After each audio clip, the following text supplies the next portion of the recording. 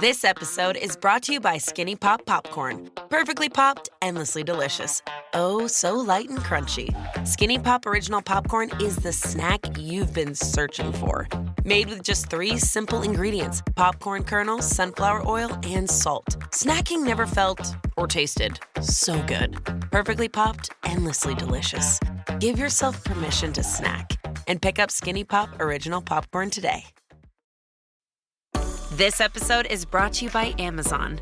The holidays are here, and you know what that means?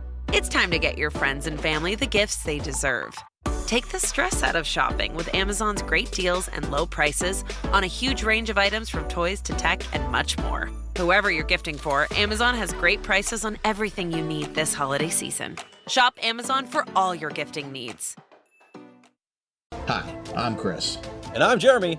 And I'm Fergal. And we're from Movie Smash. Comic book movies are having a golden age right now with the MCU. Movies based on comics aren't necessarily a new thing, but they're a big thing. Join us every other Tuesday on Movie Smash. We explore these movies and find some hidden gems. Every other week, we revisit some of the best.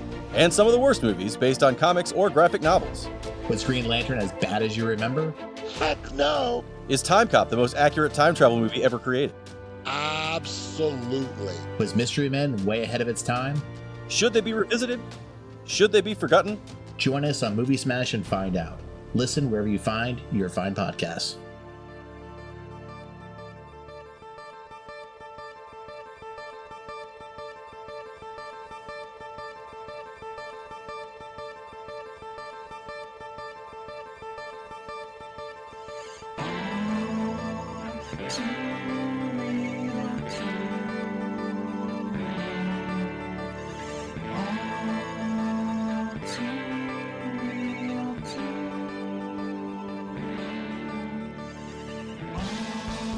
Okay, everybody, welcome to the latest episode of All Too Real 2.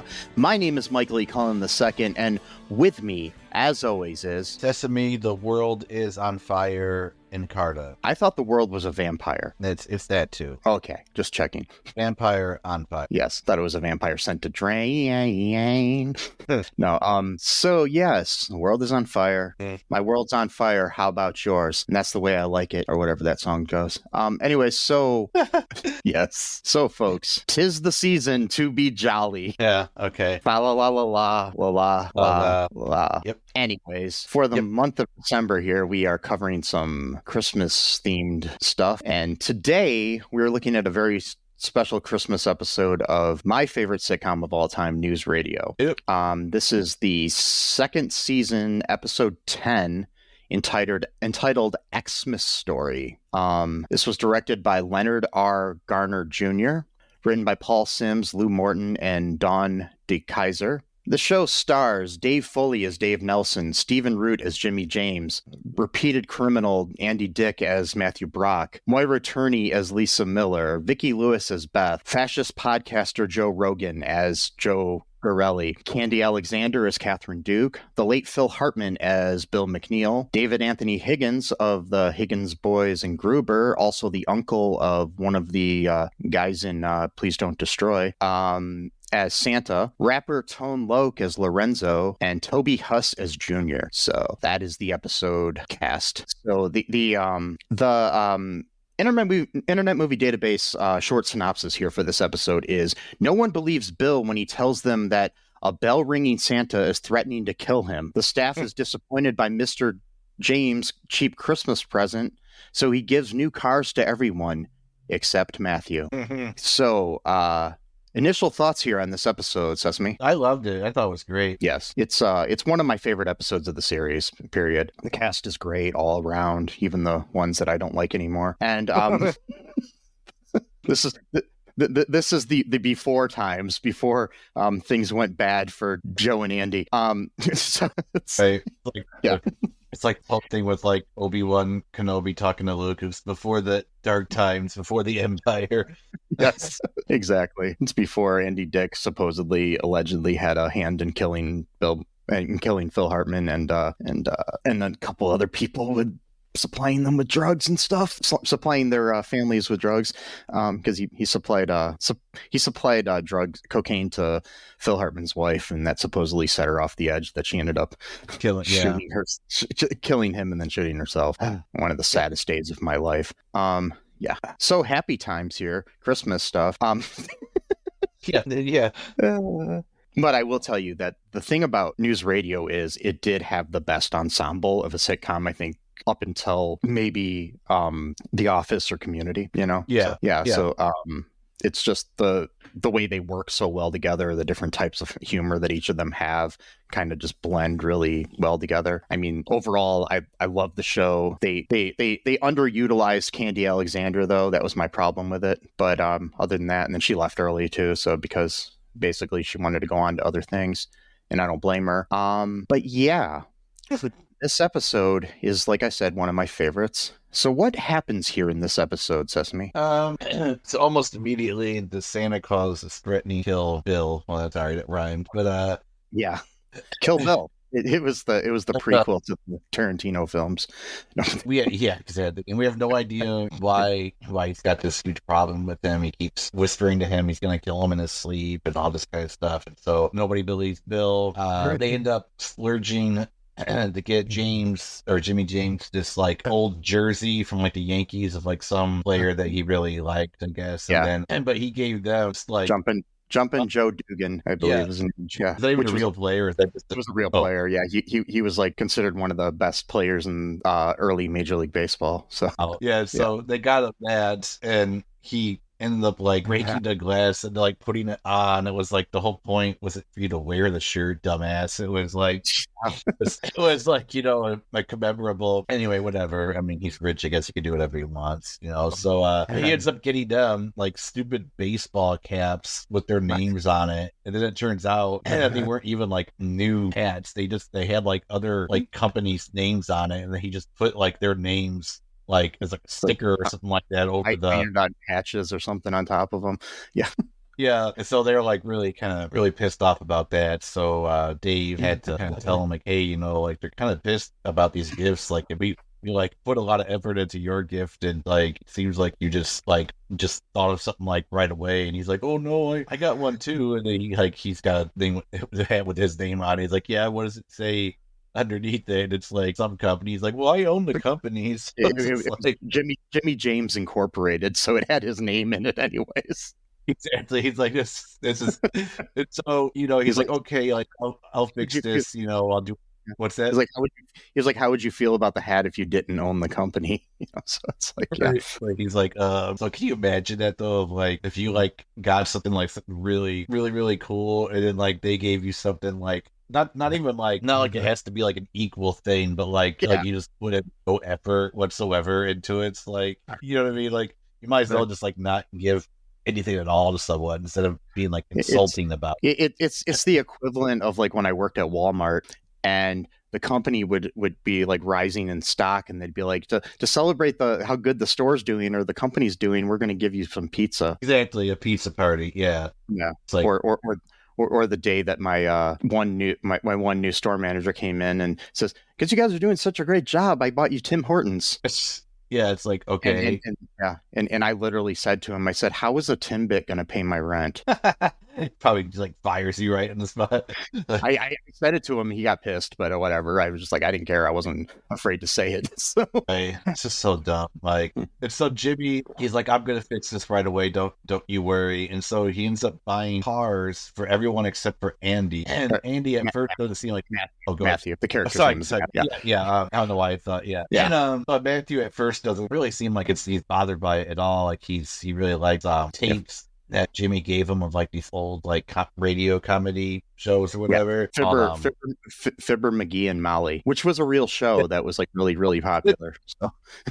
And so he's like, you know, he likes to give. He's enjoying it and stuff, and they all feel kind of sorry for him because Jimmy didn't buy him a car. And the reason why he's not bothered is because I was sitting there thinking, you know, maybe this is just like his personality. Maybe he just doesn't really care about cars or whatever. He just likes this kind of. But it turned out he thought that Jimmy had just rented the cars for them, which I don't know why you would even think that, but whatever. And then they're like, no, Matthew, he bought these cars. Like they're ours. Like they belong to us now. And so he was getting really like pissed off about it. They were Miatas too, like Miatas, just like the kid in Shattered Glass supposedly wanted the fictional kid. Yeah, Miata. Exactly. That's what I was thinking of too when they mentioned Miatas. I was like, oh, that's what Miata is. Okay. I'm not really a car guy, so I don't really know much about like. I knew they were cars, but beyond that, I didn't know anything. I don't know what they look like. So he literally bought 6 Miatas, and they're all like revved up, no pun intended, about that, and. Matthew's like slowly kind of spiraling a little bit because he's like, well, why did James just give me this stupid thing? And then Jimmy was like, no, you don't understand. Like I gave you Fibber McGee. He's like, yeah, I know. I can listen to it right now. He's like, no, I gave the rights to Fibber McGee. Like I bought them for you. He's like, wait, what? He's like, yeah, anytime like they do anything with them, they have to go through you.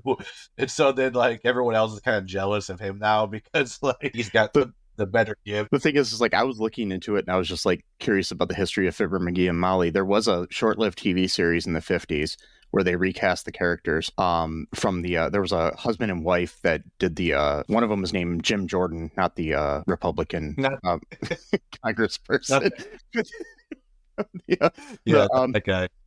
Yeah, but him and his wife, I think Maria or something. I'm just remembering this off the top of my head.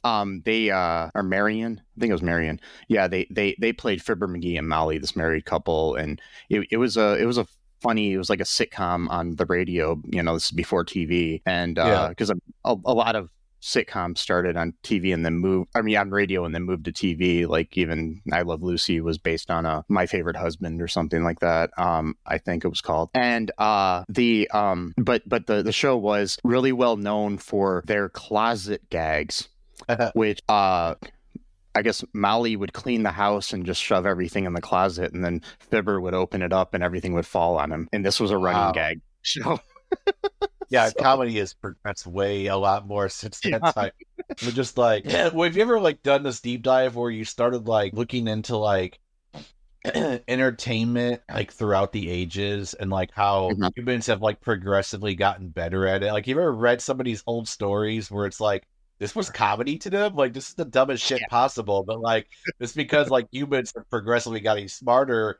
I mean, like, what was the first recorded joke of all time? Nobody knows what the joke even means, but basically it was like a dog walked into a tavern and then he said something like, yes, this is a tavern or something like that. And then he walks away. And we're like, what does this joke even mean? Like, well, it's like the oldest one that everybody goes to too is like, why did the chicken cross the road? Right. To get to the other side. Like, how is that funny? Well, that's the thing. Back then, that was like, people have progressed a lot since the early days.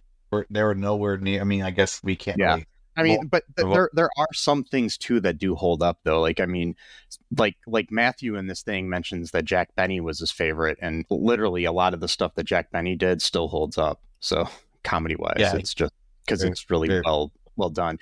And I mean, I don't know. I mean, maybe Fibber McGee and Molly is actually pretty brilliant, but all I know is the history of it talking about closet gags and stuff. So it's like, because like in the thing when Matthew gets kind of mad, he's like you just gave me a bunch of tapes of junk falling out of a closet. Right, exactly.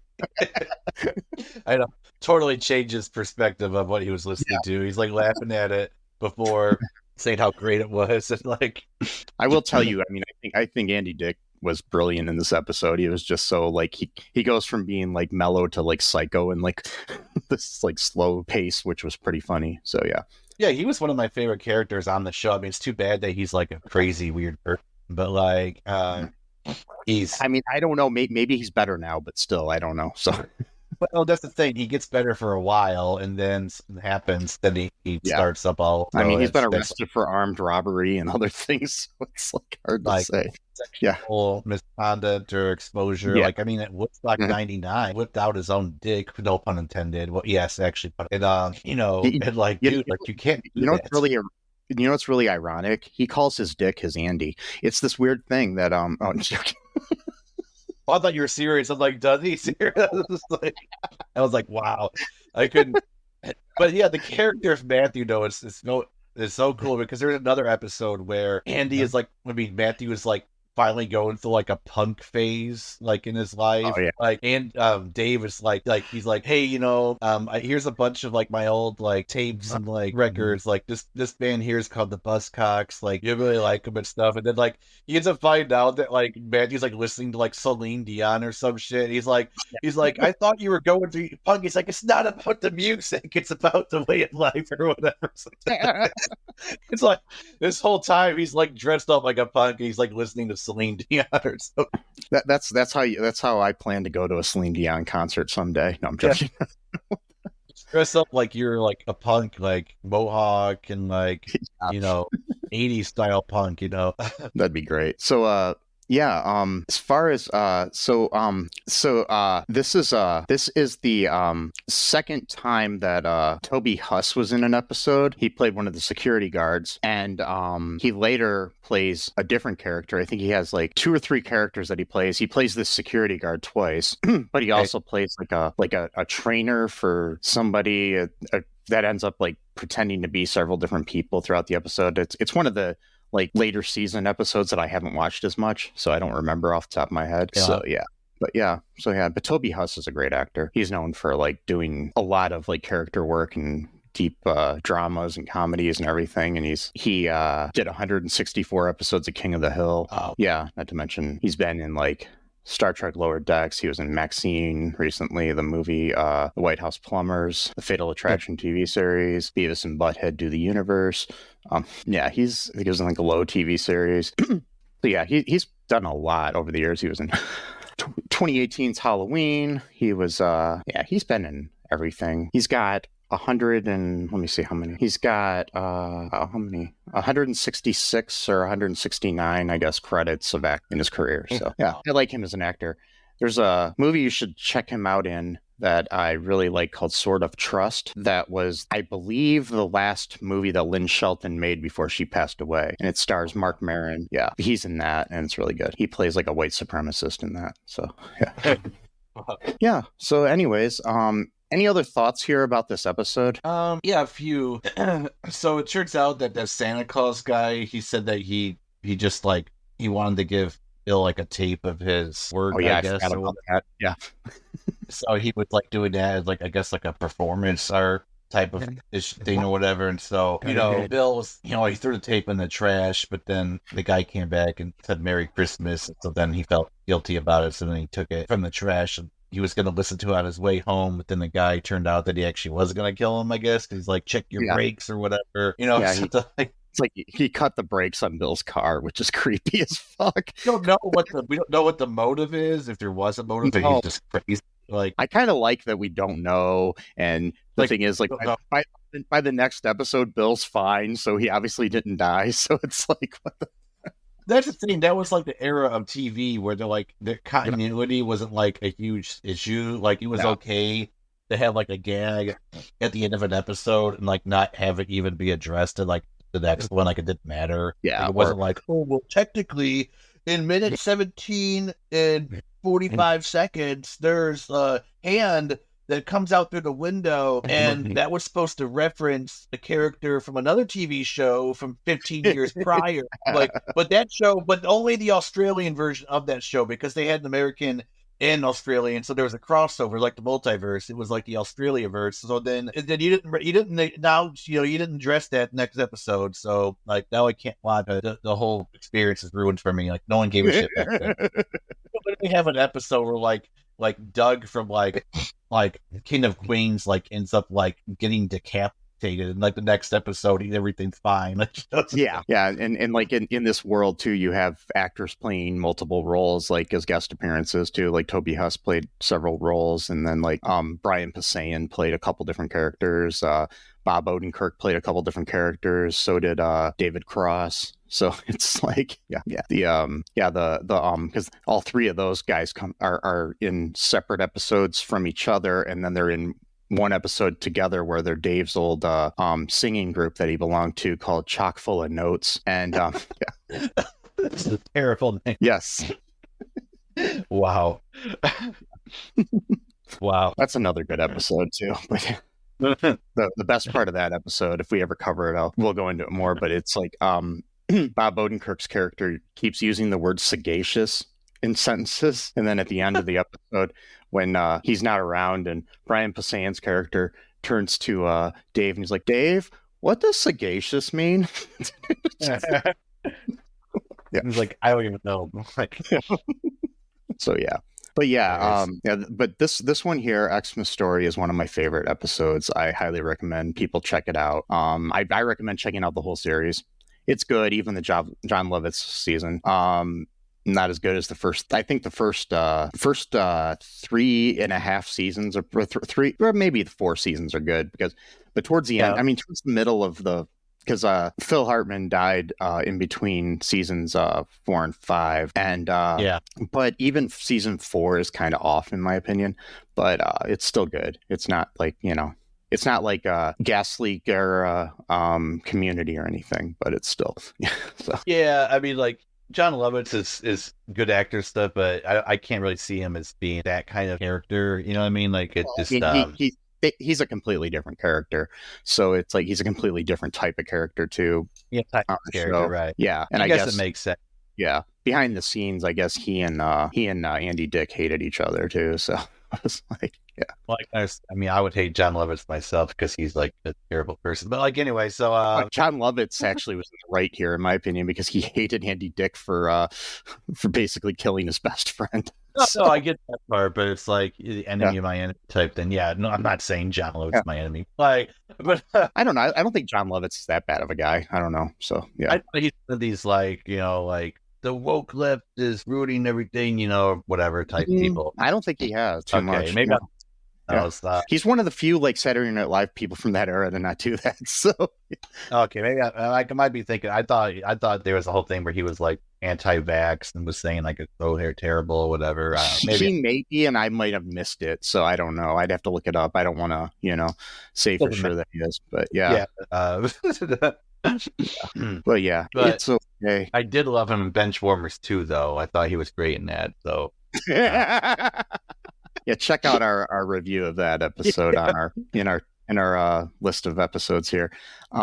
Yes, like 5 years ago or 4 years ago or something like that. Yeah. Benchwarmers 2 with Chris Klein. Yeah. So, yep. Yeah. I liked him in what's that movie?